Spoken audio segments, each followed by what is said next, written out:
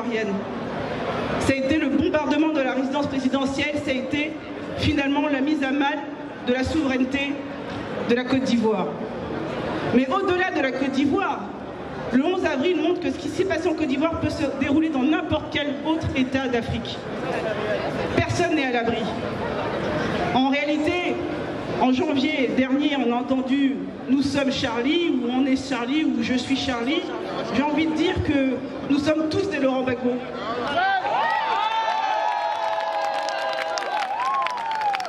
Nous sommes tous des Laurent Gbagbo car nous tous nous tenons à la souveraineté de nos États. Nos constitutions sont peut-être pas parfaites, mais la constitution française elle-même ne l'était pas. C'est pour ça qu'on est arrivé à la Ve République. Et même dans le cadre de cette Ve République, on estime que la constitution française n'est pas parfaite et qu'il faut peut-être l'amender, la modifier. Mais jamais un Français n'accepterait qu'on bombarde son pays parce que ça mécontente, la constitution mécontente certains de ses nationaux, voire des étrangers ou de résidents en Côte d'Ivoire. On ne bombarde pas un pays parce qu'on n'est pas d'accord avec une constitution. On se bat politiquement. On essaie de convaincre ses compatriotes. Mais on ne bombarde pas un pays pour ça. Ce qui s'est passé en Côte d'Ivoire est extrêmement grave, car en réalité, ça montrait que nous n'étions pas souverains. Nous avions l'illusion de la souveraineté. Lors de son procès, Simone Gbagbo a dit un truc très important, qui a marqué, j'ai envie de dire, le public à ce moment-là. Elle expliquait que traditionnellement, dans un certain nombre de nos tribus africaines, les oreilles percées étaient le symbole d'une soumission. Et elle disait, en 60, on nous a donné une indépendance, une souveraineté aux oreilles percées. C'était le symbole du néocolonialisme. Et elle dit en 2010, au lieu de se lever contre cela, de contester cela, en disant nous ne voulons pas d'une indépendance aux oreilles percées, nous voulons une indépendance pleine et entière, nous voulons une souveraineté pleine et entière, beaucoup de nos frères se sont couchés. Beaucoup de nos frères ont accepté, ont applaudi le bombardement. Ça aussi, on ne doit pas l'occulter. Beaucoup ont applaudi ce qui s'est passé en Côte d'Ivoire. Aujourd'hui, tout le monde sait que personne n'est à l'abri. Le procès qu'il y a eu en Côte d'Ivoire a montré une chose. Il ne faut pas se leurrer, hein. C'était le procès qui était fait à la Constitution ivoirienne.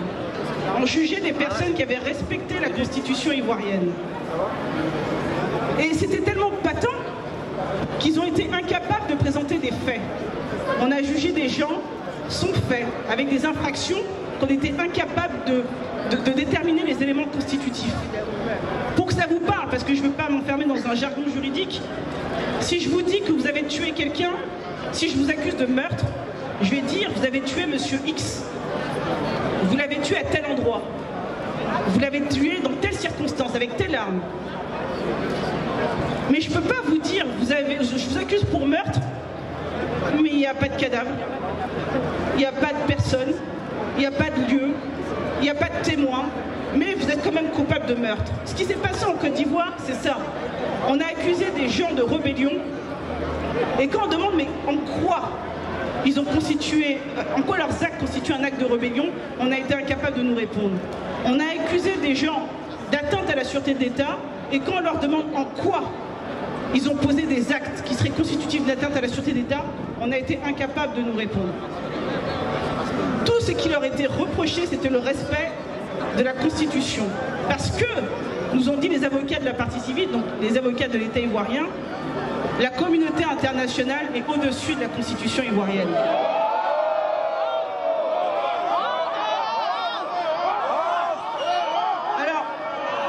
Alors à ça, bien évidemment, la première dame a répondu deux choses.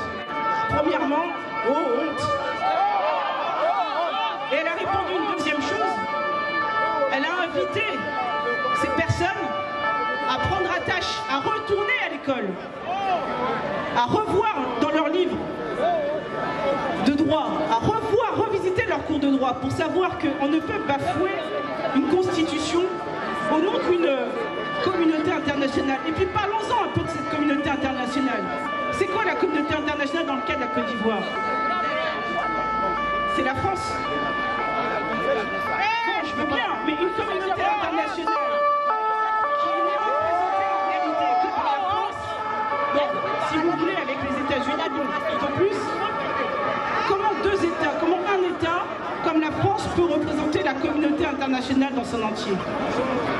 Et puis je veux attirer votre attention sur un autre point. On nous a expliqué que la communauté internationale, via la France, est intervenue en Côte d'Ivoire pour instaurer la paix et la démocratie. Bon. Quand vous voyez le fonctionnement des Nations Unies, est-ce que c'est un fonctionnement démocratique? Est-ce que 5 membres permanents du Conseil de sécurité, dont la France, les États-Unis, la Russie et la Chine, et qui décident pour l'ensemble du monde entier, c'est ça la démocratie? Comment une institution qui est incapable d'instaurer la démocratie dans son propre fonctionnement peut-elle instaurer la démocratie ailleurs? Mais surtout, où est-ce que la France est intervenue? Où est-ce que la France est intervenue et qu'elle a instauré la paix et la démocratie? Dans quel pays la France est intervenue et elle a instauré la paix et la démocratie? Dans quel pays la communauté internationale est intervenue et elle a instauré la paix et la démocratie? La démocratie, elle ne s'impose pas par des bombes. La paix, ça ne s'impose pas par des bombes. C'est aux États, c'est au peuple de se prendre en main pour instaurer le système qu'ils veulent. C'est le message qu'on veut faire passer. La France, en réalité, quand je dis la France, bon, je veux dire l'État français en réalité, parce que ce n'est pas les Français le problème, c'est l'État français qui a été problématique à ce moment-là. On ne peut pas faire du copier-coller. On ne peut pas venir dire, bon, nous, ce qu'on va décider ici, dans nos salons parisiens, on va vous l'imposer chez vous. Une démocratie, on nous parle d'une démocratie où on condamne des gens sans preuve, sans fait. C'est ça la démocratie? On a bombardé la Côte d'Ivoire pour ça? On a bombardé la Côte d'Ivoire pour que tous les jours on piétine la constitution ivoirienne? Non, on a installé quelqu'un qui faisait les intérêts d'une minorité. Mais c'était certainement pas dans l'intérêt des Ivoiriens. Mais je pense qu'il ne faut pas qu'on limite ça à la situation de la Côte d'Ivoire. Parce que, vous savez, j'ai circulé dans pas mal de pays d'Afrique et le cas de la Côte d'Ivoire a sensibilisé beaucoup de nos frères africains. On doit aussi être sensibilisés à ce qui se passe chez nos frères dans les autres pays. Comme eux sont sensibilisés par ce qui se passe, par ce qui s'est passé en Côte d'Ivoire. Quand on dit nous sommes tous Laurent Gbagbo, c'est parce que nous voulons tous la liberté, l'indépendance et une vraie démocratie dans nos pays, mais à l'ivoirienne, à l'africaine. On ne peut pas accepter, on n'acceptera jamais au demeurant que d'autres viennent nous dire qui doit être notre chef d'État, qui doit gouverner chez nous. On ne règle pas un contentieux électoral en bombardant un pays. Vous avez bombardé, vous avez gagné, certes, une guerre militaire. Et ils ont peut-être gagné cette guerre-là, ou ce combat militaire-là. Mais le combat de la conviction, ils l'ont perdu. Si 5 ans après, on se pose la question de qui a gagné les élections, c'est qu'ils ont perdu. Dernière chose, parce qu'on vous parle souvent du Conseil constitutionnel, de la décision, monsieur Ouattara se présente comme le président de la République en disant bon voilà, mais le Conseil s'est trompé et puis m'a rendu une décision. Regardez bien les 2 décisions du Conseil constitutionnel. Regardez bien les 2 décisions, je vous invite vraiment à le faire. Le Conseil constitutionnel a dit une seule fois, et n'est jamais revenu là-dessus, que celui qui a gagné les élections présidentielles, c'est Laurent Gbagbo. Le Conseil constitutionnel, dans sa 2e décision, a dit quoi? Et si vous la lisez, il dit bon, comme vous dites que Ouattara est le président de la République, bon, je prends acte et je proclame Ouattara président de la République. Mais pourquoi c'est aberrant? C'est que le Conseil constitutionnel, il ne proclame pas un président de la République. Le Conseil constitutionnel, il proclame le vainqueur des élections présidentielles.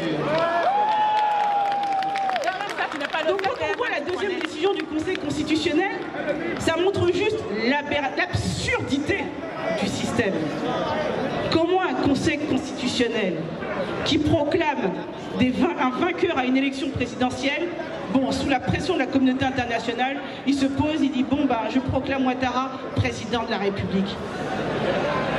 Mais Ouattara n'a pas lu la Constitution ivoirienne. Dans quel article il est dit que le Conseil constitutionnel proclame? Le Conseil constitutionnel ne proclame pas un président de la République parce que c'est le peuple qui décide qui est élu. Le Conseil constitutionnel ne fait que constater qui a gagné les élections présidentielles. Et le Conseil constitutionnel l'a fait. Il est important de revenir là-dessus parce qu'on veut trop éluder cette question-là en disant, bon, la question de qui a gagné, c'est passé. Ce n'est pas passé, hein. Ce n'est pas passé. Si on est là, c'est parce que ce n'est pas passé. Ils ont beau baisser la tête, tourner le regard, dire tout ce qu'ils veulent là. Laurent Gbagbo a gagné les élections présidentielles en 2020. C'est ce qui restera aux yeux de l'histoire, c'est ce qui restera même à l'examen des décisions du Conseil constitutionnel. Parce que je défie n'importe quel juriste de me soutenir le contraire à l'examen des deux décisions. Qu'on ne dupe pas les Ivoiriens, qu'on ne fasse pas insulte à notre intelligence. Nous là, on connaît le papier comme les Blancs, non? Donc, soyons fiers de nous et disons, et je vais vraiment vous entendre dire, aujourd'hui là, on est tous Laurent Gbagbo.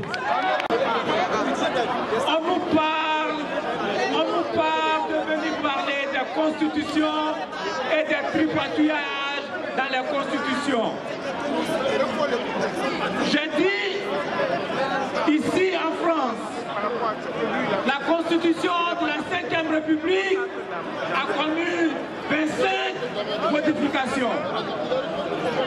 Mais ce ne sont pas des modifications qui ont été faites pour un individu ni contre un individu. Ce ne sont pas des modifications qui ont été faites pour qu'un individu se perpétue au pouvoir. Alors nous disons, oui, on peut faire des modifications de constitution, mais on n'est pas fait des modifications de constitution pour un individu, pour qu'il reste au pouvoir, pour qu'il maintienne un système dictatorial contre un peuple. Voilà donc la première vérité que je voulais soumettre.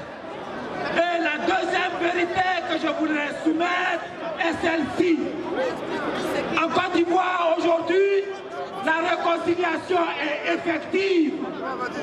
La réconciliation est effective parce que chaque jour, nous discutons, nous nous appelons, j'appelle Michel Gbagbo, nous discutons, j'appelle Damana Picasse, nous discutons, j'appelle les autres camarades avec lesquels nous sommes dans une coalition, la nouvelle coalition pour changer la Côte d'Ivoire. Aujourd'hui,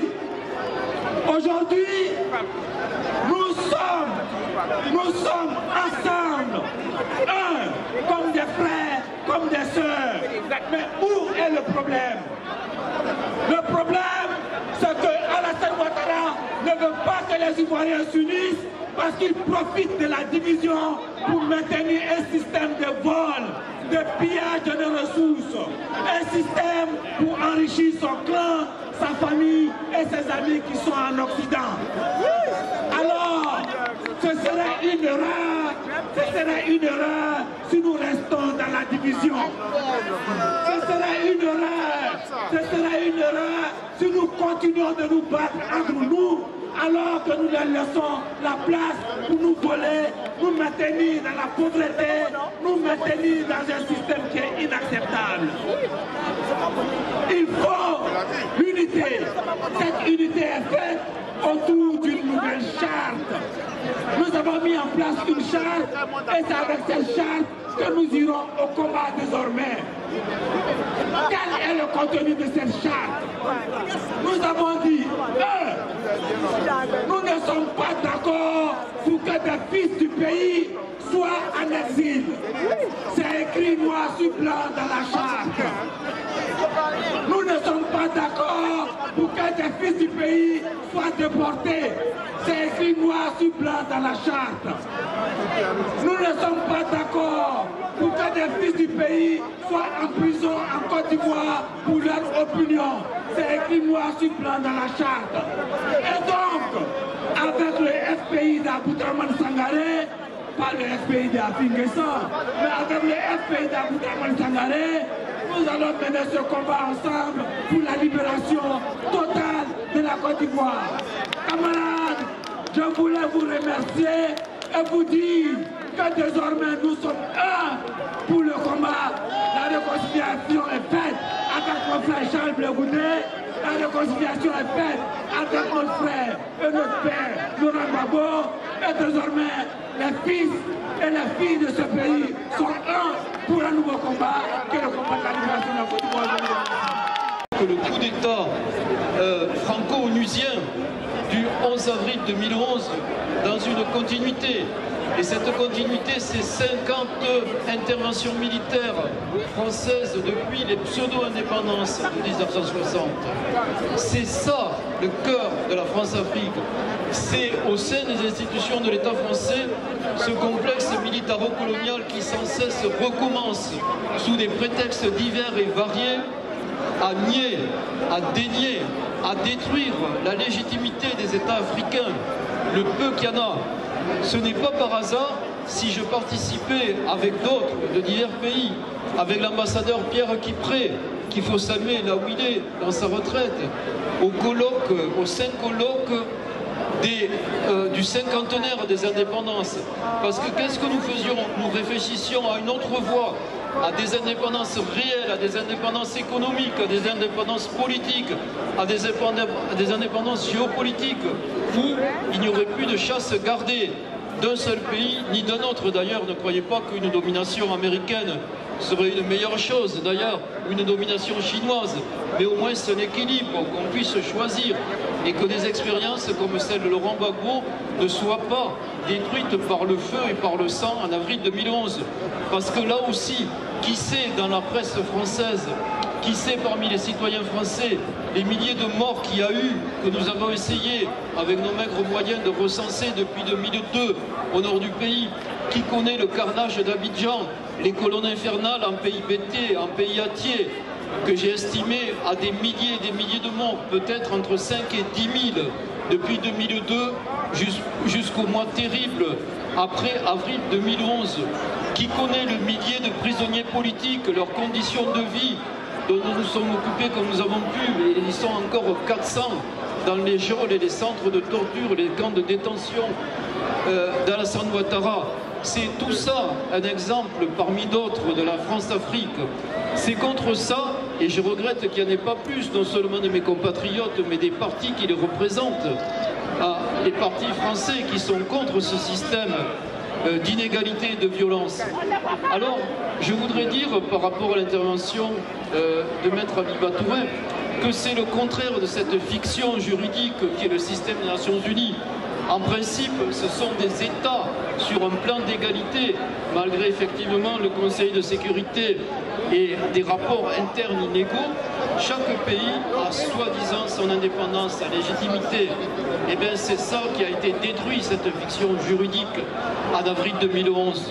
C'est sous le thème généreux mais fictif de la responsabilité de protéger qu'a eu lieu le coup d'État franco-onusien. Et cette fiction, grâce à vous, éclate au grand jour. Je voudrais dire, pour finir, parce qu'en principe on a un temps très limité, que votre mobilisation est exemplaire. Après cette marche, après la pluie, c'est rien pour vous. Vous avez fait ça pendant 4 ans. Vous êtes allé à La Haye, chaque week-end ou presque, vous êtes manifesté, vous êtes mobilisé avec les camarades d'autres pays comme aujourd'hui. Et ça, comme politologue, je peux vous dire, c'est exceptionnel. C'est exemplaire. C'est grâce à votre mobilisation qu'un jour, on pourra dire que vous étiez dans le sens de l'histoire et que c'était Laurent Gbagbo qui avait gagné les élections et que c'était lui qui était légitime et non pas son adversaire. Voilà ce que je voulais apporter de la part de mes camarades français qui, même s'ils ne sont pas là, vous approuvent, vous soutiennent et continueront jusqu'à la libération de votre président qui, je le pense, est proche. Pour être honnête aussi avec moi-même et avec tous les pays africains, mais je suis là pour soutenir mon peuple africain dont je fais partie. Et parce que vous savez très bien qu'il y a beaucoup de dirigeants africains qui sont eux-mêmes violés les constitutions de leur peuple. Ils étaient contre la volonté du peuple africain. Donc si je suis là aujourd'hui, c'est pour rappeler au respect de notre constitution du peuple africain et pas pour soutenir vraiment les dirigeants. Et puis, je passe en fait aussi le message aux anciens colonisateurs pour dire qu'aujourd'hui l'Afrique est libre, aujourd'hui l'Afrique est indépendante et on en a marre de ce sens de paternalisme. Laissez le peuple africain prendre son chemin, laissez le peuple africain choisir son destin vers l'union, vers le développement, vers la liberté. Merci. Le président Gbagbo a utilisé tous les trésors de la diplomatie et de la concorde pour empêcher ceux qui se cachent derrière les rebelles pour agresser un pays dont le seul crime est d'avoir revendiqué au nom de tous les États d'Afrique la souveraineté. La souveraineté, c'est la possibilité de battre monnaie. Les pays africains ont le droit d'avoir leur monnaie. La souveraineté, c'est la possibilité pour un pays de maîtriser sa diplomatie. La diplomatie, c'est l'outil dont on se sert dans le concert des nations pour défendre ses intérêts et non pas les intérêts des autres pays. L'armée d'un pays, c'est un corps qui est chargé de protéger ses citoyens. Ce n'est pas un conglomérat de soldats perdus ou de supplétifs qui sont payés pour saigner leur propre peuple. On appelle ça une armée patriotique. Les Africains y ont droit. Les Africains ont droit enfin à la maîtrise de leur propre système éducatif. Il ne sera être question de formater des Africains et de leur donner des diplômes de complaisance que moi j'appelle des certificats d'aliénation académique. Les hommes qui ont levé la voix pour dire que l'Afrique n'est pas ce qu'on a dépecé sur une carte à Berlin en 1884-1885. Parce qu'aucun représentant de l'Afrique n'était présent dans cette salle, à Berlin. Donc, ces pays que nous revendiquons, ces pays pour lesquels nous sommes prêts à nous tuer, nous entretuer, ces pays ont été conçus ailleurs qu'en Afrique. Donc, lorsqu'on parle du Bénin, on parle d'un espace où on a le droit de saigner le peuple béninois. Mais le peuple béninois, ce n'est pas seulement le Bénin. Sinon, je ne m'appellerai pas Kovi. En Côte d'Ivoire, vous vous appelez Kouedi. C'est le même nom. Donc, ce sont les mêmes peuples. Les peuples de Grand Bassam, les Nzima, ce sont les mêmes qui sont au Ghana, avec Kwame Nkrumah. Donc, Laurent Gbagbo, c'est d'abord le représentant de la résistance ivoirienne, mais surtout panafricaine.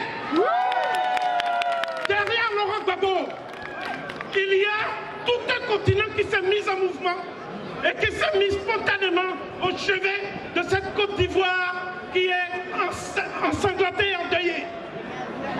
Depuis que le 11 avril 2011, nous nous sommes réveillés en constatant que le ciel nous est tombé sur la tête. Il y a eu des mouvements spontanés partout en Afrique, dans les faubourgs d'Accra, dans les faubourgs de Kinshasa, dans les faubourgs de Cotonou. Mais que revendiquent ces jeunes de Kinshasa, de Dakar? Parce que ce sont les enfants de Laurent Gbagbo qui se sont constitués en une lame de fond qu'on appelle « Il y en a marre à Dakar », qu'on appelle le ballet citoyen à Ouagadougou. Et ces mouvements sont appelés à se généraliser partout où les dictateurs auraient la mauvaise idée de modifier et de tripatouiller les lois fondamentales, c'est-à-dire les constitutions. Le combat de Laurent Gbagbo est devenu de facto le combat d'une Afrique nouvelle.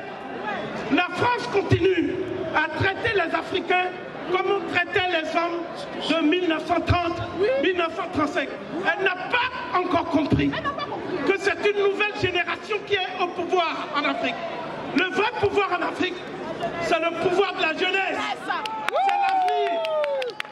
Je voudrais donc saluer le combat énergique des femmes.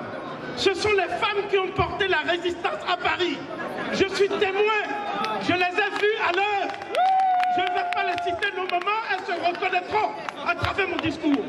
Il y a eu des querelles de leadership qui n'ont aucun sens parce que les leaders sont portés en général par le peuple. Les leaders n'ont pas le droit de mettre leurs ambitions, le peuple au service de leurs ambitions plutôt que leurs ambitions au service du peuple. Ils se sont discrédités. Et le vrai leader aujourd'hui, c'est qui?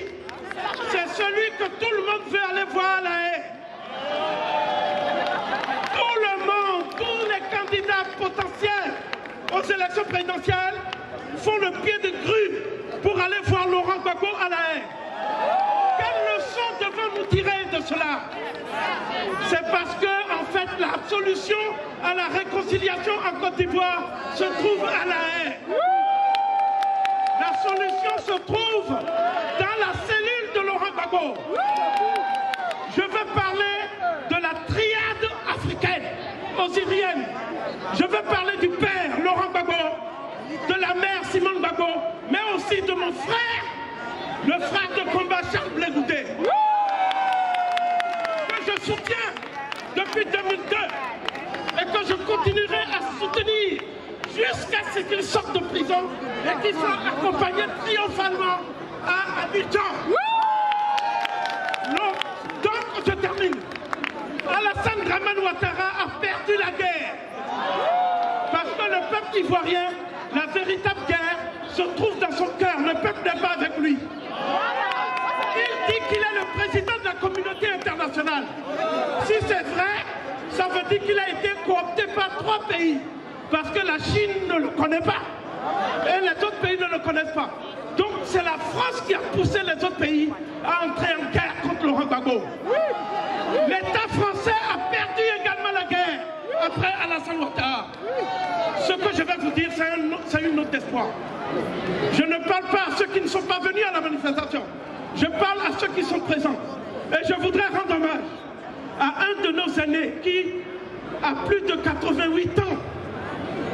Ancien militant qui a connu Ruben Oumniobé, qui a connu Wandé, qui a connu Osende Afana, qui a connu tous ceux qui sont morts pour l'indépendance de l'Afrique. Il s'agit du doyen, je vois là, le doyen Hilaire Linda Ntolé.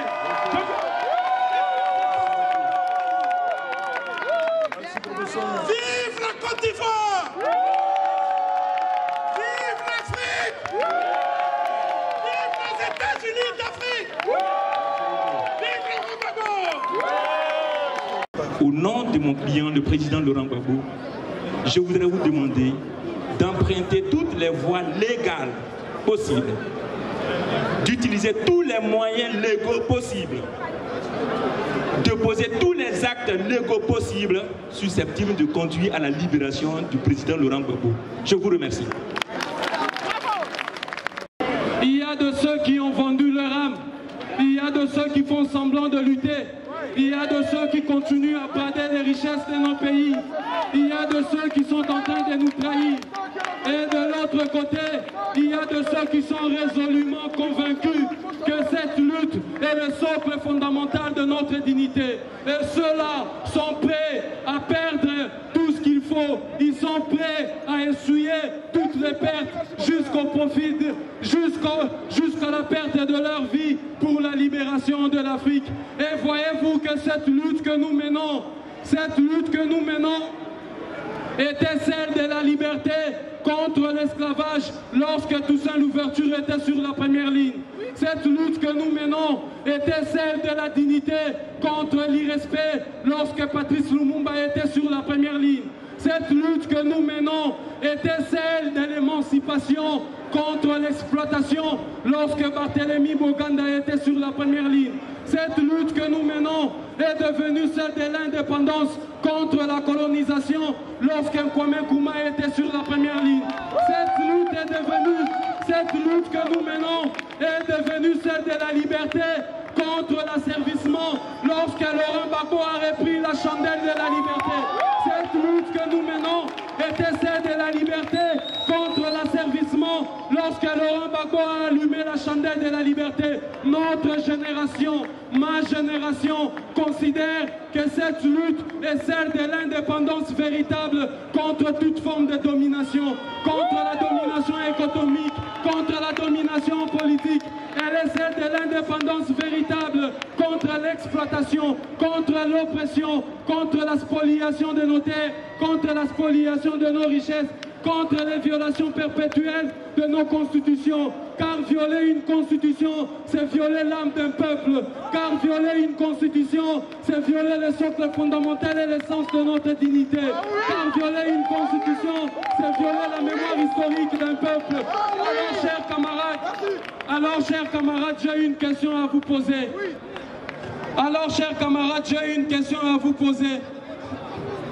J'ai une question à vous poser. Alors, quelle est la couleur de la dernière chemise portée par le président Marien Ngouabi au demandé à l'Élysée? Quelle est la dernière couleur de la chemise portée par Patrice Lumumba au demandé à l'Élysée? Quelle est la couleur de la dernière chemise portée par le président Sankara au demandé à l'Élysée? Quel est le nom de la première personne qui a violé la constitution tchadienne sous le président Tombalbaye au demandé à l'Élysée? Quel est le nom de la personne qui a violé la constitution de la Côte d'Ivoire sous le président Laurent Gbagbo? Demandez à l'Élysée, demandez à l'Élysée, demandez à l'Élysée.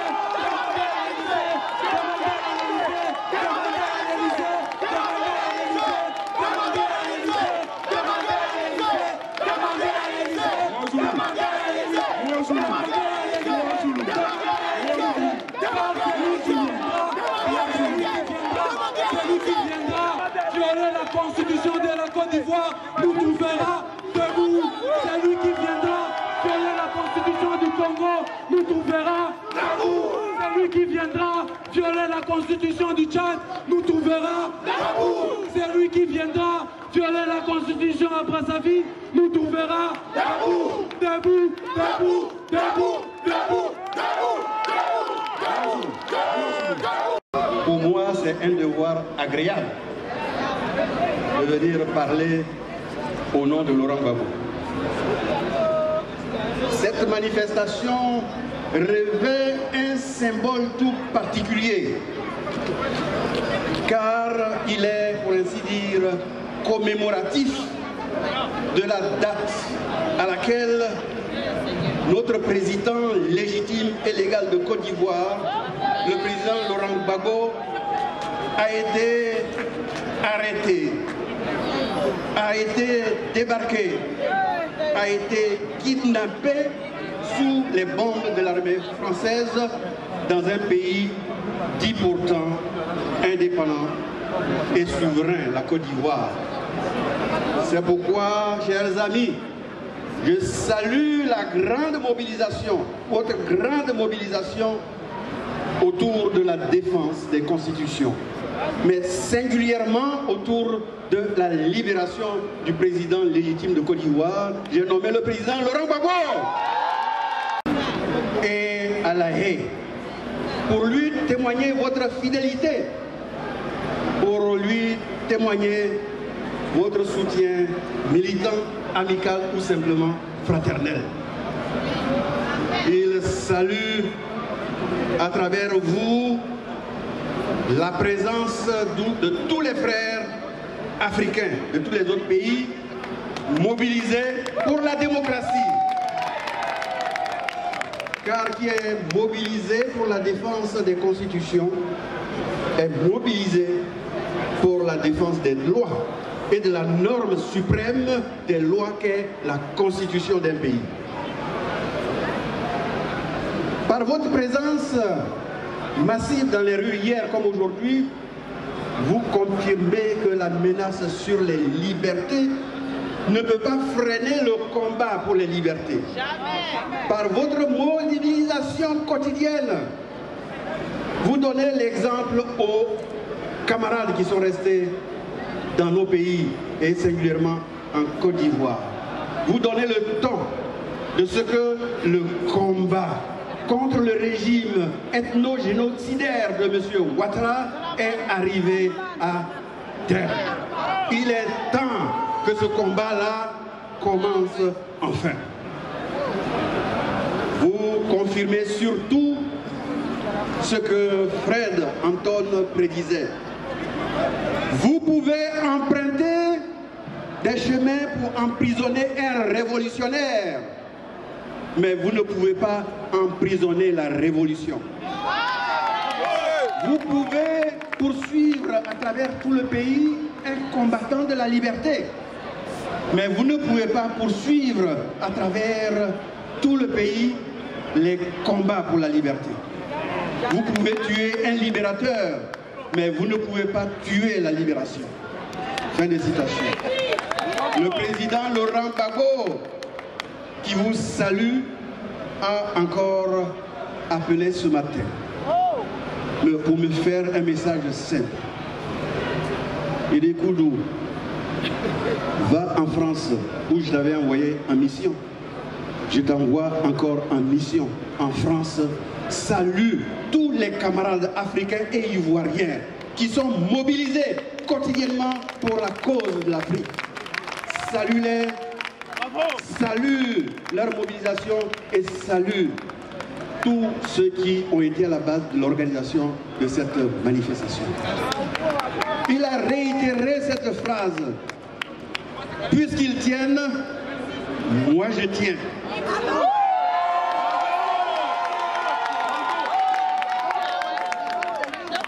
Comme vous le savez, le président Laurent Gbagbo a été déporté comme d'illustres Africains qui ont combattu l'oppression. On nous a raconté, ou nous avons lu, l'histoire des déportations, l'histoire des exils, l'histoire des assassinats de combattants de la liberté africaine. Je peux citer Samori Touré, Béanzin, Patrice Lumumba, Nyobe, Félix Moumié, Ernest Wandié, Thomas Sankara. Et comment ne pas citer les 27 ans d'incarcération de M. Nelson Mandela. À leur côté, permettez que je cite, pour restituer l'histoire de la Côte d'Ivoire combattante, quelques noms d'illustres résistants ivoiriens, malheureusement peu connus, comme Kadio Amangwa, comme Zokoubeli, comme Akatewa, comme Kadio Bede, comme Bliton Bigoré. Nous leur rendons ici et maintenant un vibrant hommage. Mais en même temps que nous nous souvenons de ces combattants, ici même en Europe, dans la prison de Scheveningen, à La Haye, nous sommes témoins de cette autre triste page de l'histoire de l'Afrique, à travers le sort inique, injuste et inacceptable fait à un président en exercice. Il s'agit de Laurent Gbagbo, cet autre digne successeur des combats de la libération africaine de la démocratie. Mais que fait Laurent Gbagbo en prison? Que font Blé Goudé, Simon Gbagbo et autres en prison? Quand ceux qui ont planté le glaive, dans notre Côte d'Ivoire, continuent de se balader, continuent d'être libres et continuent d'être promus à des postes. Enfin, je me dis, que cache la déportation de Laurent Gbagbo et de Blé Goudé à la CPI? Que cache le maintien en prison et les verdicts révoltants contre Simone Gbagbo et d'autres proches de Laurent Gbagbo. Oui, pour répondre à cette question, je me souviens de la phrase de notre doyen Bernard Belin Dandier, et je le cite: Laurent Gbagbo, corps physique, est en otage parce qu'il s'est montré peu docile, il s'est montré insoumis. Fin de citation.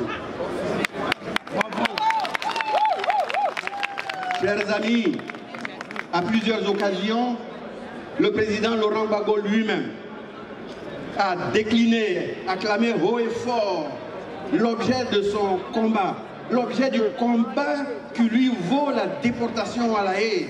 Et je le cite: je veux une Côte d'Ivoire ouverte aux autres, pas une Côte d'Ivoire à qui l'on donne des ordres. Des conseils, oui, des ordres, jamais. Ce pays, dit-il, n'est pas recolonisable. Nous n'avons pas peur d'être libres.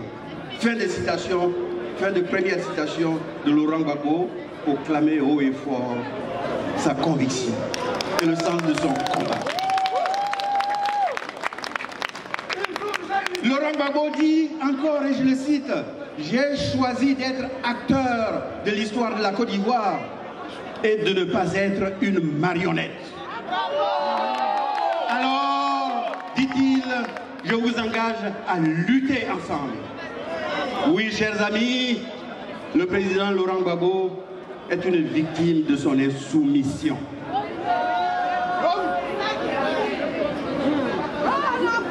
Pour l'ancien président sud-africain, Monsieur Thabo Mbeki, en effet, et je cite, le président Gbagbo est victime d'un système mondial qui, système, tout en criant haut et fort les droits universels de l'homme, ne cherche qu'à perpétuer dans son seul intérêt la domination du plus grand nombre par quelques-uns qui disposent de la prépondérance du pouvoir politique, économique, militaire et médiatique. Qui, mieux que le président Thabo Mbeki, pouvait traduire en des termes aussi poignants les souffrances imposées aux combattants de la liberté, aux combattants de la souveraineté et des indépendances africaines comme le président Laurent Gbagbo. Alors, posons-nous avec Thabo Mbeki cette question lancinante, et je cite: combien de violations flagrantes du pouvoir l'Afrique et le reste des pays en développement devront-ils encore subir avant que la vision d'un système démocratique de la gouvernance mondiale ne se réalise? Question dangereuse, dirait l'Ivoirien. Enfin, chers frères, chères sœurs, chers camarades et chers amis, le président Laurent Gbagbo, lors de l'audience de confirmation des charges à la CPI, disait à peu près sa conviction profonde: bâtir des institutions fortes en Afrique, telle est ma conviction. Et la démocratie que nous voulons, c'est le respect des textes, à commencer par la plus grande des normes en droit, qui est la Constitution. Qui ne respecte pas la Constitution n'est pas un démocrate. Je suis ici, disait-il, parce que j'ai respecté la Constitution de mon pays. Je souhaite que tous les Africains comprennent que le salut pour les États africains, c'est le respect des constitutions que nous nous donnons et des lois qui en découlent. Chers amis, vous qui avez organisé cette manifestation, je me dois de vous donner acte et de vous féliciter de ce choix judicieux. Merci pour avoir donné l'occasion aux Africains pour mettre au panthéon, pour ainsi dire, les constitutions africaines. Ceci étant dit, chers amis, nous comprenons très bien que la source de nos problèmes, dans notre combat pour les libertés, dans notre combat pour la souveraineté nationale, nos problèmes ont deux sources. La première source se situe ici même en Europe et la deuxième source en Afrique. Pourquoi est-ce que je dis ça? Nous savons tous que Laurent Gbagbo a été élu président de la République de Côte d'Ivoire avec 51,45% des voix et proclamé comme tel par 51,45% par le Conseil constitutionnel ivoirien. Proclamé élu président de la République de Côte d'Ivoire. Nous savons tous que les décisions du Conseil constitutionnel sont insusceptibles de recours. Ces décisions s'imposent à tous, quel que soit votre statut. Mais d'où vient-il que nous puissions affirmer cela? Nous affirmons cela sur la base de notre Constitution. L'article 98 de la Constitution de la République de Côte d'Ivoire, dans son alinéa, dans son dernier alinéa. Mais c'est la même chose, la même des phrases totalement jumelles. Et je vous la cite. Je cite. Les décisions du Conseil constitutionnel ne sont susceptibles d'aucun recours. Elles s'imposent au pouvoir public et à toutes les autorités administratives et juridictionnelles. Fin de citation. Alors, si nous avons cité cet article de la Constitution française comme cet article de la Constitution ivoirienne, d'où vient-il que l'on méprise les institutions en Afrique? Pourquoi la France de Nicolas Sarkozy n'a-t-elle pas voulu se plier à la décision du Conseil constitutionnel ivoirien qui s'imposait à tous? L'on apprend que ce serait au motif que le Conseil constitutionnel ivoirien était fantoche parce que son président avait été nommé par le président de la République, le président Laurent Gbagbo. Mais dites-moi, chers amis, vous qui vivez ici en France, n'est-ce pas le président de la République qui nomme le président du Conseil constitutionnel? N'est-ce pas le président Jacques Chirac qui a nommé Pierre Mazot, président du Conseil constitutionnel français? Et cela le 28 novembre 2004, c'est-à-dire un an après la mission que le même président Chirac lui avait confiée et qu'il a pleinement accompli à Linas Marcoussi et Kléber, mission consistant à dépouiller le président Laurent Gbagbo de ses pouvoirs de président de la République au profit des rebelles.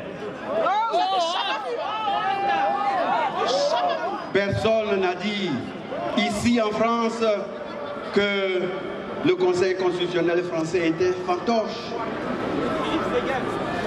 Ici, Nicolas Sarkozy n'a nommé personne, n'a pas nommé de nouveau président parce qu'il a voulu respecter la Constitution française.